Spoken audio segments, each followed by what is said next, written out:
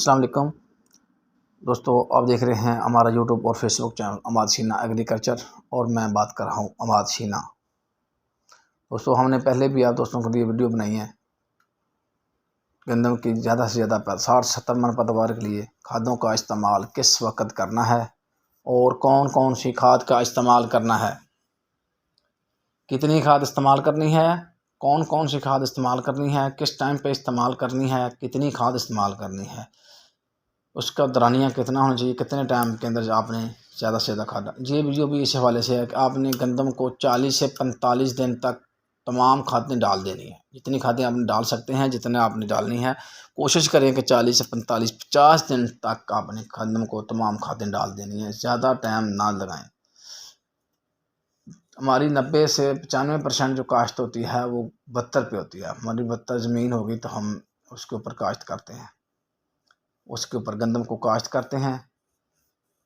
चाहे आपने नीचे DAP भी डाली हो, लेकिन आपने क्या करना है, ऊपर ज़बरदस्त यूरिया, एक नाइट्रोफास की बोरी कोशिश करें पहले पानी तक डाल लें। जब पहली आपाशी आप कर लें तो उसके ऊपर आपने ये खाद डाल देनी है। उसका ये फ़ायदा होगा कि आपके गंदम की जड़ों के अंदर खाद पड़ी होगी, खुराक होगी, ऊपर से कोरा पड़ेगा। कोरा अगर कम पड़ेगा तो इससे ज़्यादा फ़ायदा होगा, कोरा ज़्यादा पड़ेगा उससे और ज़्यादा फ़ायदा। मानी कि कोरे से फ़ायदा ज़्यादा होता है गंदम को।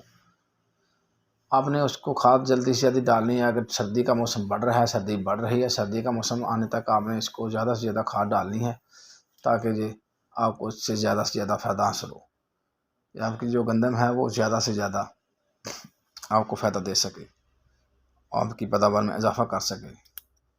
आपने कोशिश यही करनी है कि आपकी जो गंदम है उसको ज़्यादा से ज़्यादा खादें डालनी है। पहले पानी के ऊपर आपने स्प्रे कर देनी है, पहले पानी के बाद जब बदतर ज़मीन है तो आपने उसके ऊपर स्प्रे भी कर देनी है, जिससे जड़ी बूटियाँ वगैरह की तलफी हो जाए और आपकी पैदावार 60 से 70 मन हो जाए। जो दोस्त हमारे चैनल पर नए हैं उनसे दरख्वास्त है कि हमारे चैनल को सब्सक्राइब कर लें, वीडियो को लाइक करें, बेल आइकन को प्रेस करें, फेसबुक चैनल को फॉलो कर लें। अल्लाह हाफ़िज़।